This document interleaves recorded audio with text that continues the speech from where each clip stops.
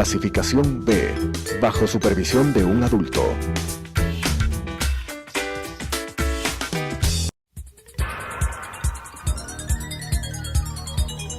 Las opiniones vertidas en este espacio por la producción y dirección del programa son de exclusiva responsabilidad de sus autores y de quienes intervienen en ellos.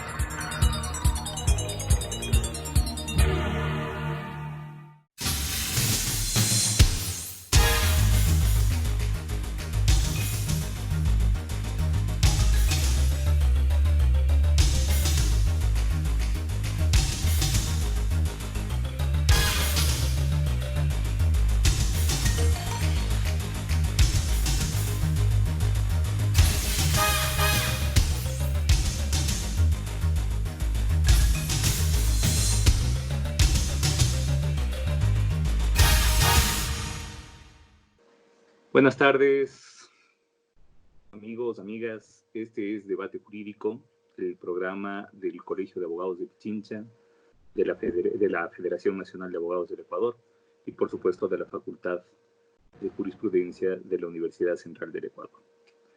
El día de hoy tenemos un invitado de lujo, un querido amigo además, el profesor Carlos Hernán Ocampo, profesor de Derecho Penal de la Universidad Libre Pereira, un abogado litigante, además muy activo, y creo yo que una de las grandes promesas del derecho penal colombiano, quien hoy nos acompaña. Y vamos a hablar sobre un tema que además es de mucha actualidad, pese a que su discusión se remonta ya casi a un siglo.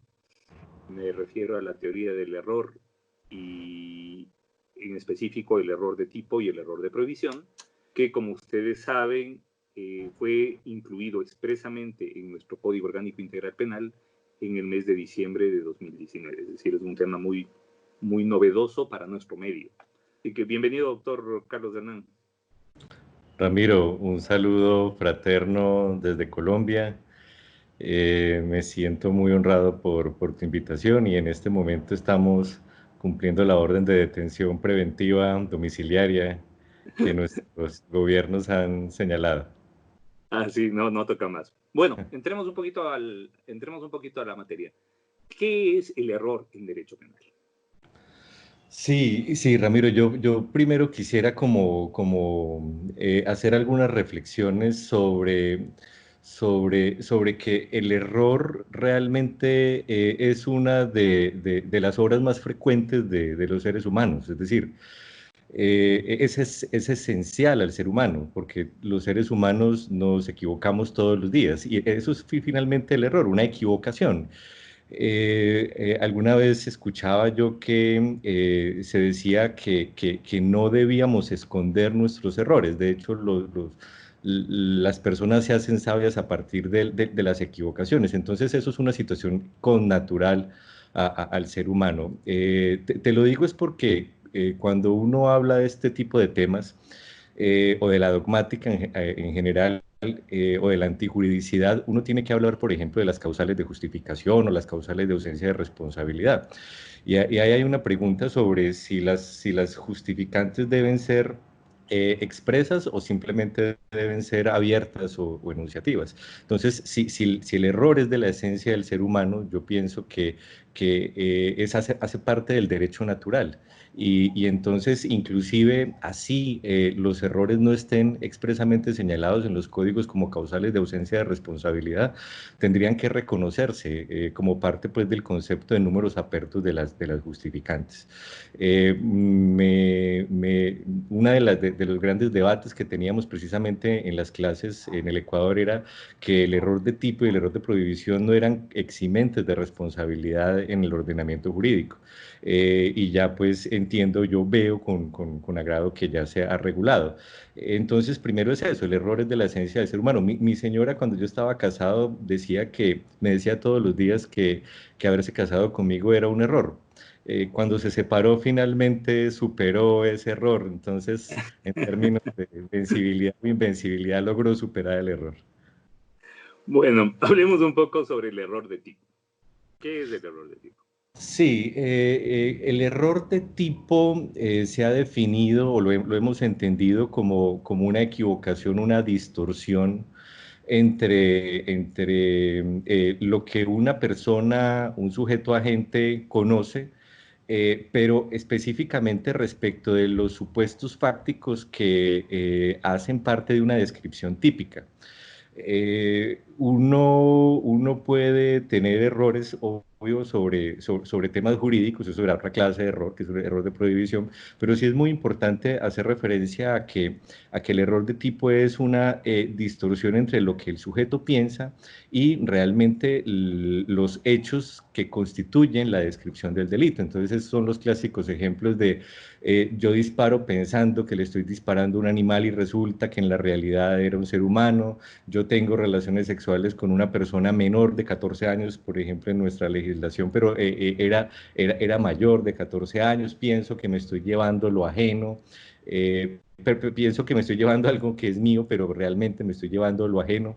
Entonces, es una realmente diferencia que existe, pero en cuanto a la descripción, en cuanto a los supuestos fácticos de la descripción típica, y allí uno se pregunta, bueno, ¿a qué hace referencia eso?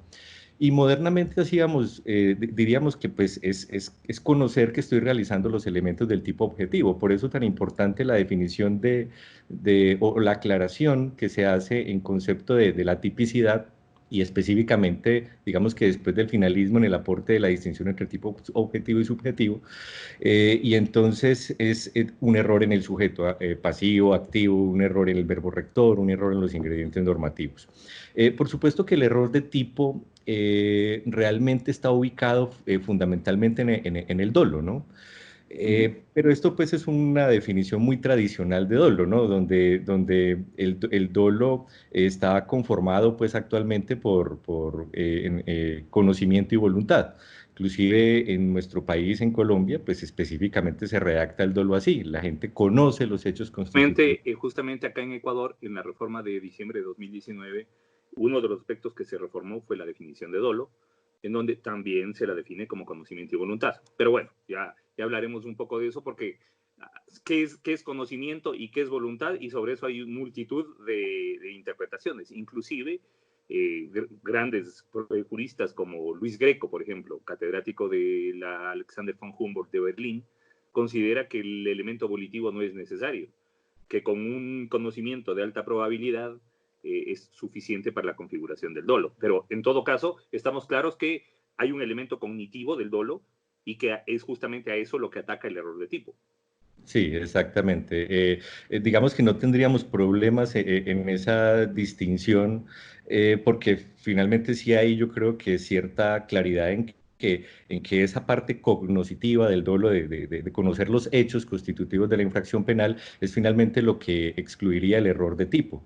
Entonces, el error de tipo elimina esa parte del conocimiento de los hechos, vuelvo y repito, hechos que constituyen la descripción típica, no conocer, no conocer la prohibición, sino conocer los hechos constitutivos de la descripción típica. Hay un ejemplo que a mí me llamó mucho la atención en la jurisprudencia, en los casos que llevamos. Se trataba de un señor que él es una persona que se dedica a las labores del campo. Alguna vez su empleador le dio un arma de fuego y le dijo, esta arma de fuego tiene salvoconducto, tiene permiso de la autoridad.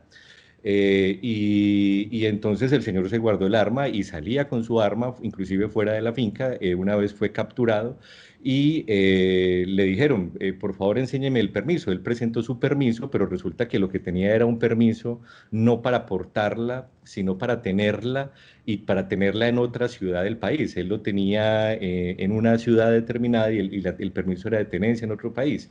Entonces, se hacía bueno, ahí hubo un debate sobre si era un error de tipo, un error de prohibición, pero finalmente creemos que en ese caso hay un error de tipo.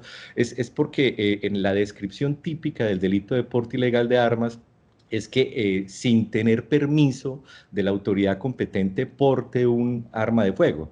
Entonces, en este caso, él tenía una equivocación en uno de los elementos normativos del tipo penal, que era el sin tener permiso. Él pensaba que tenía el permiso.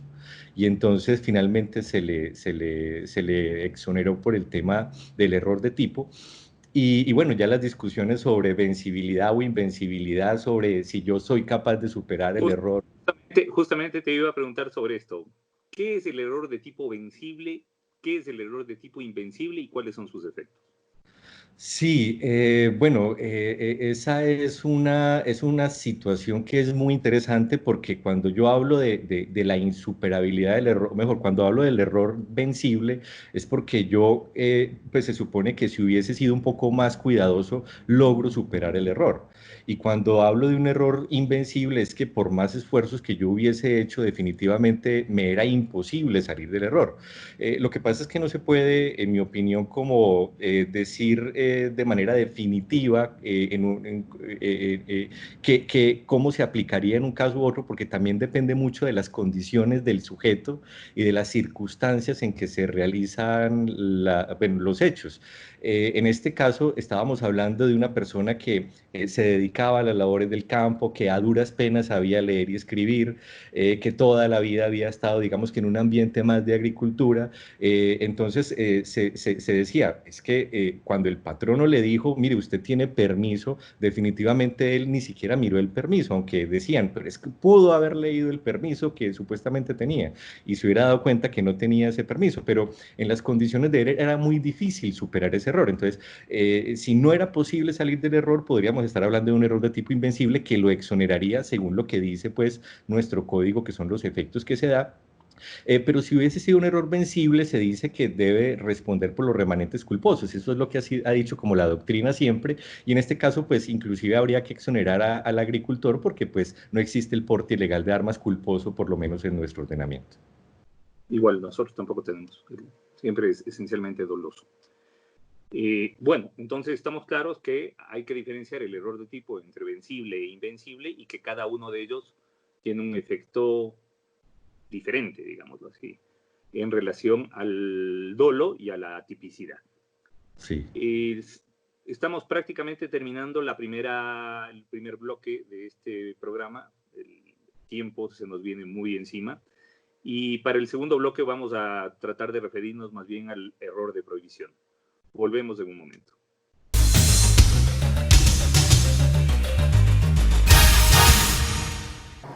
Adriana, cancélame todas las reuniones. No voy a ir a la oficina. Estoy con una jaqueca que no aguanto. ¡El jefe no viene!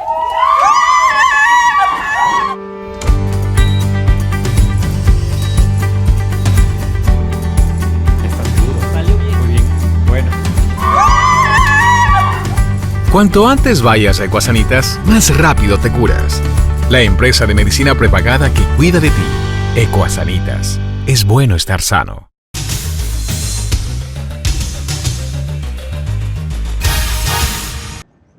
Volvemos con Debate Jurídico, el programa del Colegio de Abogados de Pichincha y de la Facultad de Jurisprudencia de la Universidad Central del Ecuador.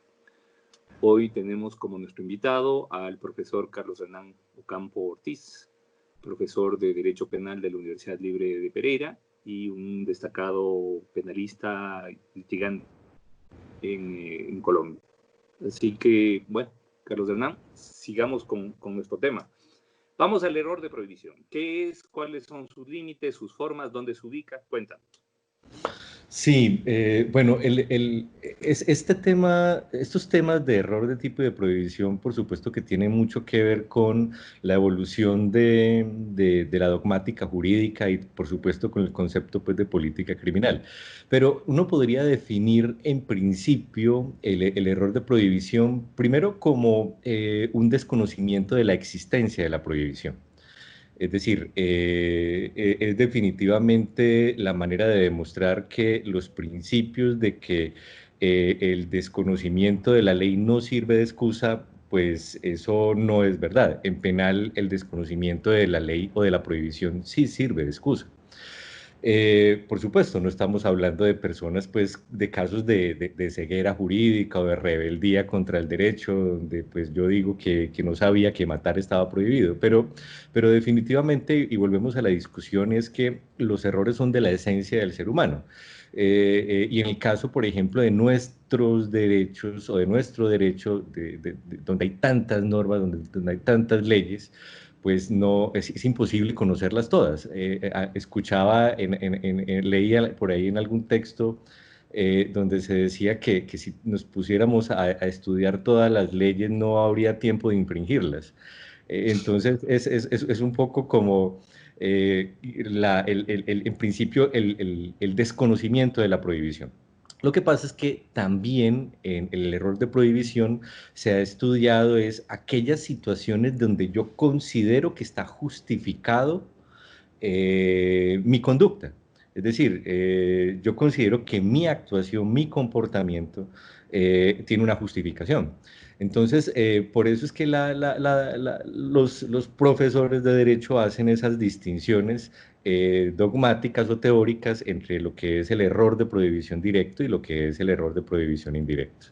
Entonces, un error de prohibición directo está referido a que yo no conozco la norma, es decir, tengo un error, un yerro en cuanto a la existencia de la prohibición, pero también se puede manifestar en que tengo un yerro en cuanto a la vigencia o validez de la prohibición o en cuanto a la interpretación de la prohibición.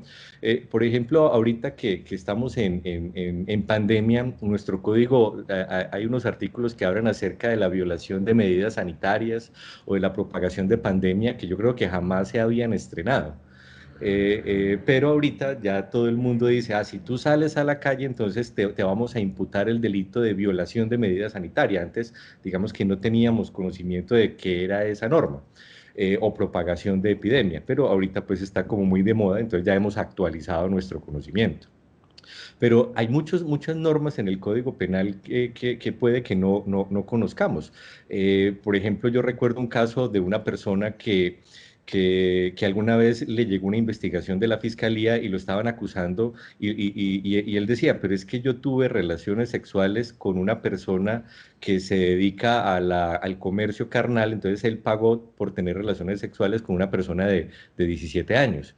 Entonces él decía, yo sé que está prohibido tener relaciones sexuales con menores de 14 años aquí en nuestro ordenamiento en Colombia, pero él decía, pero hay una norma que dice, es que usted no puede tener relaciones de tipo sexual otorgando dádivas o entregando alguna remuneración con una persona menor de 18 años. Entonces él decía con mucha sinceridad, yo no sabía que eso no se podía. Es decir, estamos hablando de situaciones, digamos que donde uno puede no conocer la prohibición.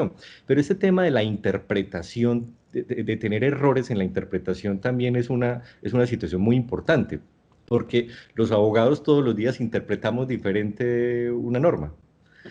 Y eso inclusive ha dado lugar a que no solamente tengamos una equivocación en cuanto a la existencia de una prohibición, sino que yo también puedo tener una diferencia cultural. Inclusive tú en tu manual, desde que salió el COI, tocabas el tema del error en la interpretación de la cultura por mi cultura. O sea, yo tengo una manera de interpretar eso por mi cultura. Entonces eso se vuelve una causal de ausencia de responsabilidad también diferente. Claro. Sí, de acuerdo. Hablemos de las diferentes formas del error de prohibición. El error de prohibición indirecto, por ejemplo. Sí, ese es muy interesante porque, bueno, en el Código Penal colombiano, el Código Penal del 36, no se hablaba de error de tipo o error de prohibición, se hablaba de error de hecho y error de derecho. Entonces, en el error, se decía que el error de tipo era una forma de error de hecho y el error de prohibición era una forma de error de derecho. Pero resulta... Nosotros tenemos esa distinción también entre error de hecho y error de derecho hasta tanto como 2014.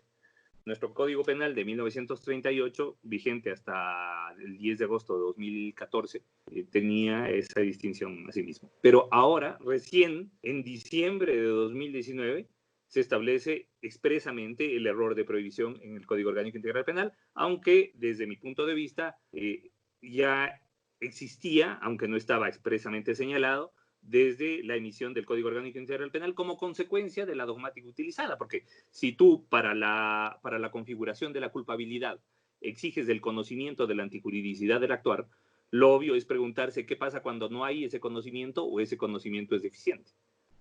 Claro, claro. Y se cometían a veces muchos errores porque el error de prohibición indirecto se conoce como una equivocación en la existencia de una causal de justificación. O sea, yo pienso que estoy obrando en una causal de justificación, pero esa causal no existe.